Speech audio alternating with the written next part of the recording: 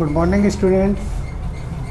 आज हम class 11th का एक चैप्टर है मैथमेटिकल टूल्स, उसमें एक पार्ट है इंटीग्रेशन। डिफरेंशिएशन हमने आपको कंप्लीट करा दिया है। आज का टॉपिक है इंटीग्रेशन। तो सबसे पहले हमको ये जानना है कि ये जो इंटीग्रेशन होता है it is the reverse process of differentiation. ये कुछ फार्मूले लिखे हुए हैं। देखिए, इंटीग्रेशन का साइन कुछ इस तरीके से होता है और ये किसी एक फिजिकल क्वांटिटी पर डिपेंड करता है। जैसे ये x आप देख रहे हैं, x आपका लेंथ भी हो सकता है, टाइम भी हो सकता है। कोई एक फिजिकल क्वांटिटी पर ही इंटीग्रेशन लगाया जाता है। ये किसी दो फिजिकल क्वांटिटी पर डिपेंड नहीं करता है। जबकि हमने डिफरेंशिएशन में हमने बताया था कि ये दो फिजिकल क्वांटिटी इसमें होनी चाहिए और दो फिजिकल क्वांटिटी कुछ इस तरीके से डिपेंड करती है कि जब एक क्वांटिटी को बढ़ाया जाता है तो दूसरी क्वांटिटी भी बढ़ती है। लेकिन इंटीग्रेशन में ऐसा नहीं होता है। तो इंटीग्रेशन में केवल एक फिजिकल क्वांटिटी होती है, उसका पता इस dx से लगता है। ये देखिए, जितने भी फार्मूले हमने दिए हैं सब में dx लगा हुआ है ना। तो ये रिवर्स प्रोसेस ऑफ डिफरेंशिएशन कैसे है, देखिए। जैसे हम ये वाला फार्मूला ले लेते हैं। डिफरेंशिएशन में हमने क्या फार्मूला पढ़ा था, D by D X sine X equal to cos X. ये हमने फार्मूला डिफरेंशिएशन में पढ़ा था। तो हमने ये देखा कि साइन एक्स का डिफरेंशिएशन कॉस एक्स होता है, लेकिन यहाँ पर जस्ट अपोजिट हो गया। कॉस एक्स का इंटीग्रेशन साइन एक्स होता है। तो यहाँ पर जो भी प्रोसेस लग रहे हैं वो रिवर्स ऑफ डिफरेंशिएशन लग रहे हैं। साइन एक्स का डिफरेंशिएशन कॉस एक्स होता है, बट अगर इसी को उल्टा कर दिया जाए तो इस कॉस एक्स का इंटीग्रेशन साइन एक्स होता है। तो इस तरीके से सारे फार्मूले होते हैं। जैसे आप इसको अगर देखेंगे तो इसको हम पढ़े क्या हैं, d by D x of ten x equal to sec square x. मतलब इस टेन एक्स का d by D x sec square x होता है। तो इस तरीके से हमने ये कुछ फार्मूले लिखे हैं। इसका फिजिक्स में कई जगह पर यूज होगा। सबसे पहले देखिए, अगर हम dx का इंटीग्रेशन लेते हैं तो x आता है x प्लस सी। x पावर n का इंटीग्रेशन dx, अगर हमें इसे कैलकुलेट करना है तो ये x raise to power n plus one upon n plus one. इसको देखिए ध्यान से। अगर कोई क्वेश्चन आपको दिया जाए कि x क्यूब dx की वैल्यू निकालिए, तो ये फार्मूला इसका रिजल्ट हमें इस फार्मूले से मिलेगा। देखिए, x raise to power n और यहाँ पर क्या है, x raise to power n plus one. कहने का मतलब कि अगर यहाँ पर पावर 3 है तो यहाँ पर पावर 1 ज़्यादा हो जाएगी। यहाँ पर अगर पावर 3 है तो यहाँ पर 1 ज़्यादा हो जाएगी, और जो पावर यहाँ दिखाई दे रही है वही पावर आपको डिनोमिनेटर में उतारना है।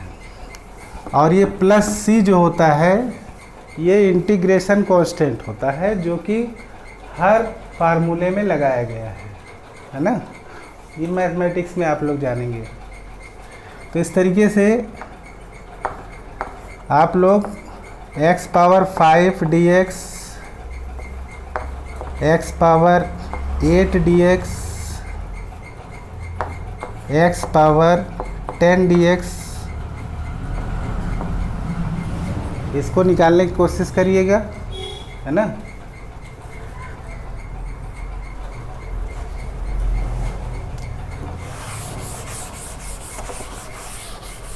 अब देखिए नेक्स्ट फार्मूला है 1/x dx अगर है तो उसकी वैल्यू होगी log x।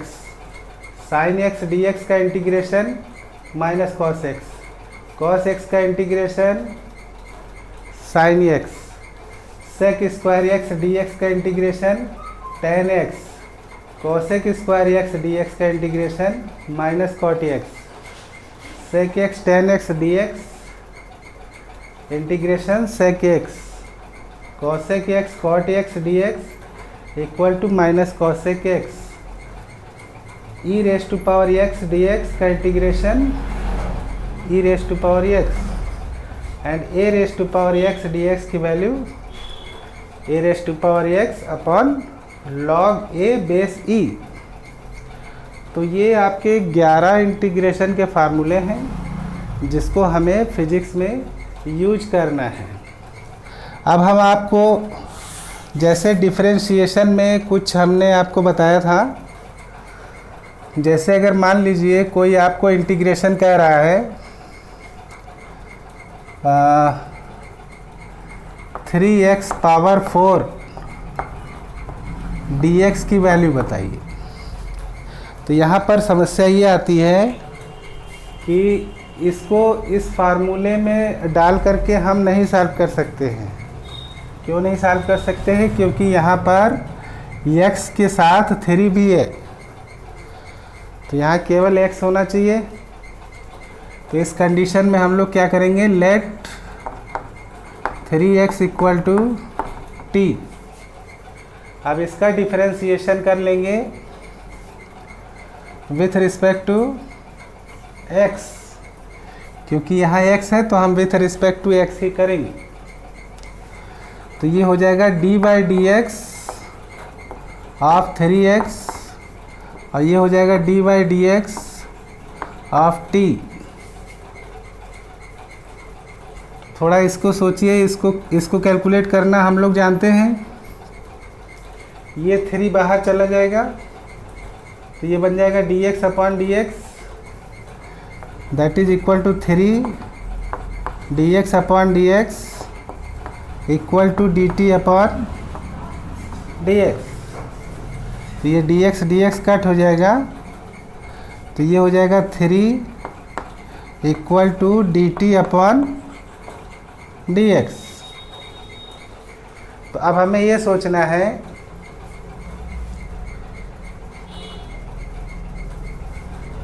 अगर हम इस dx को इधर ले जाएं, इस dx को इधर ले जाएं, तो dx इक्वल टू क्या हो जाएगा, 1/3 dt हो जाएगा। क्लियर है ना? dx को इधर ले जाएं तो ये हो जाएगा 1/3 dt।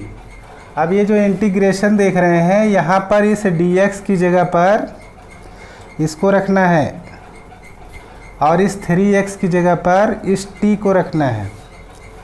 तो ये क्या हो जाएगा, 3x raise to power 4 dx equal to t raise to power 4। अब ये dx नहीं है, ये dx की जगह पर हमें मल्टीप्लाई 1/3 dt लेना है। तो देखिए ये 1/3 कांस्टेंट टर्म है, इसको हम इंटीग्रेशन के बाहर ले जा सकते हैं। तो ये हो जाएगा 1/3 t raise to power 4 dt। तो ये इसका फार्मूला हम लोग इससे निकाल सकते हैं। देखिए ये t रेस टू पावर 4 है ना, तो जब हम इंटीग्रेशन निकालेंगे तो हमने क्या बताया था, यहाँ पर जो पावर है वो एक ऐड हो जाती है। तो क्या हम इसको 1/3 t पावर 5/5 लिख सकते हैं कि नहीं? इसका इंटीग्रेशन सॉल्व करने पर ये आएगा कि नहीं आएगा? आएगा। अच्छा, अब ये 5 इस 3 में मल्टीप्लाई हो जाएगा तो हो जाएगा 1/15 और इस t की वैल्यू हम यहाँ से लेकर के इसमें पुट कर देंगे। तो ये हो जाएगा 3x रेस टू पावर 5। यही आपका आंसर होगा, है ना। इस तरीके से कई क्वेश्चन हम लोग सॉल्व कर सकते हैं।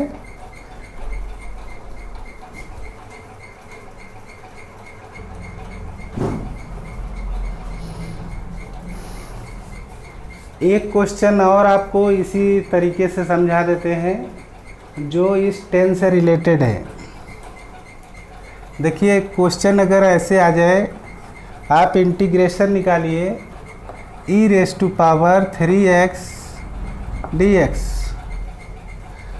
तो यहाँ पर भी हमें ये सोचना है कि इसको हम डायरेक्ट इसमें पुट करके आंसर नहीं निकाल सकते। क्यों? क्योंकि यहाँ पर जो x लिखा है उस x की जगह पर यहाँ पे 3x लिखा है, तो हमें 3x से इसको हम नहीं सॉल्व कर सकते हैं। तो हम लोग क्या करेंगे, let 3x equal to t, इसको t मान लेंगे। फिर इसके बाद इसका डिफरेंशिएशन करेंगे विथ रिस्पेक्ट टू x, तो ये that is equal to d by D x 3x and d by D x t।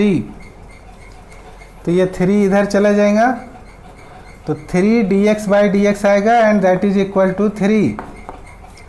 देखिए डायरेक्ट कर दिए हैं, समझ में आ रहा होगा। ये 3 को हम आगे ले गए और dx by D x cut out हो गया, और यहाँ क्या मिला, dt बाई डी एक्स। इससे क्या पता लगा कि हमारा ये जो dt है ये किसके इक्वल है, सॉरी जो हमारा dx है वो किसके इक्वल है, dx को इधर ले जाएंगे तो ये हो जाएगा 1/3 dt, है ना। अब ये जो dx आपको यहाँ दिख रहा है, यहाँ पर आपको ये वैल्यू रखनी है, और ये जो 3x दिख रहा है इसकी जगह पे आपको t रखना है। तो हम ये देखेंगे e⁻3x dx इक्वल टू क्या हो जाएगा, e⁻t, और ये dx नहीं रहेगा, ये dx की जगह क्या मिलेगा, 1/3 dt। तो ये 1/3 बाहर आ जाएगा, तो ये हो जाएगा 1/3 e⁻t dt। इस तरीके से हमको मिलेगा। अब हम इसका फार्मूला यहाँ से निकाल सकते हैं। देखिए e⁻x dx की वैल्यू e⁻x होती है, e⁻t dt क्या इंटीग्रेशन क्या होगा, e⁻t होगा, and that is equal to 1/3 e⁻t। अब ये जो t देख रहे हैं ये हमने किसको माना है, 3x को माना है, तो that is equal to 1/3 e⁻3x। अच्छा आगे आप +c अपने मन से लगा सकते हैं, क्योंकि ये इंटीग्रेशन कांस्टेंट ऑलवेज जब भी हम क्वेश्चन सॉल्व कर लेते हैं तो लास्ट में लगाते हैं, है ना। तो इस तरीके से आपको कई क्वेश्चंस आपके बन सकते हैं। तो आप एक क्वेश्चन इसको सॉल्व करने की प्रैक्टिस करिएगा। sin 5x dx, एक क्वेश्चन आप इससे रिलेटेड सॉल्व करिएगा, और एक क्वेश्चन आप sec स्क्वायर 3x dx, इसको सॉल्व करिएगा, ठीक है। और एक क्वेश्चन आप इसी से ही रिलेटेड सॉल्व करिएगा, question number 5x power 4 dx। तो ये 3 क्वेश्चन आप अपने आप सॉल्व करिएगा, और सॉल्व करने के बाद इसको आप कमेंट कीजिए। अगर समझ में आ गया हो तो अच्छी बात है, और अगर नहीं समझ में आया है तो आप क्वेश्चन या क्वेरी आप कर सकते हैं, ठीक है। Okay, thank you, have a good day.